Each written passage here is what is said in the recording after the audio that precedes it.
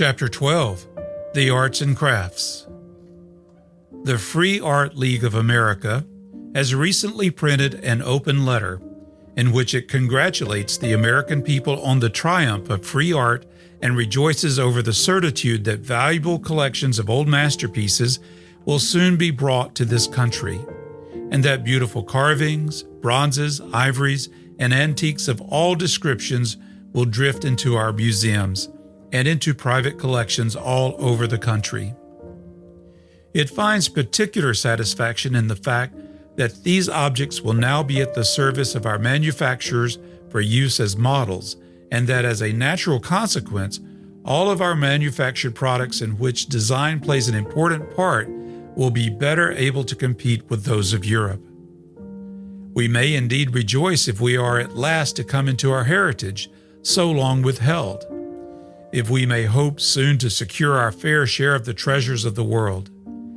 But if our only use for them is to copy them, to use them for models, it were better they should remain across the water.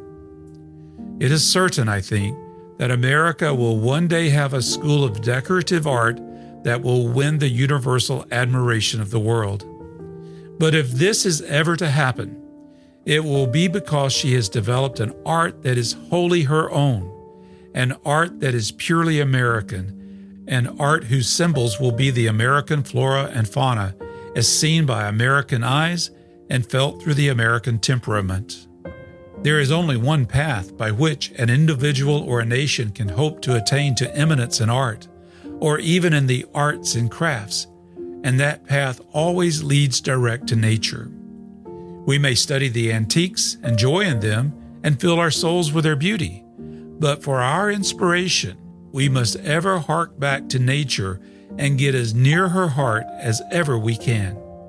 She has a special message of beauty for every sincere questioner, and the message she gives to me will differ from that which she holds for you. And the message she delivers to the Dutchman will not be the same as that which she gives to the Spaniard. The decorative art of the Japanese is nature as the Japanese see it. The decorative art of the Hindus is nature as that strangely subtle and occult people see it.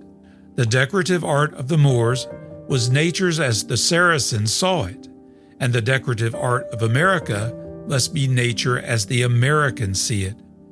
There is no art so synthetic, so conventional, that it does not derive from nature, and the difference between the art of Persia and the art of Europe is the mental and temperamental difference between the Persian and the European. This we must do in absolute sincerity and without any mental reservation. Even in the development of the conventional forms, which are the basis of all decorative art, we cannot with safety use the rules which were invented and tabulated by the older craftsmen. We must invent our own systems.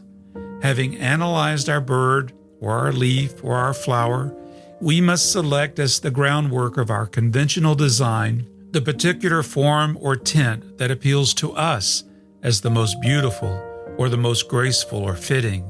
And just because we are Americans, just because of the mental difference between ourselves and the men of other nations, our selection would be different from the selection made from the same basic elements by a Japanese, a Persian, or a Hindu, or a Frenchman, an Englishman, or a German. And in this slight difference at the beginning of things lies the germ of all that is distinctive and characteristic, and therefore of all that is truly beautiful in art.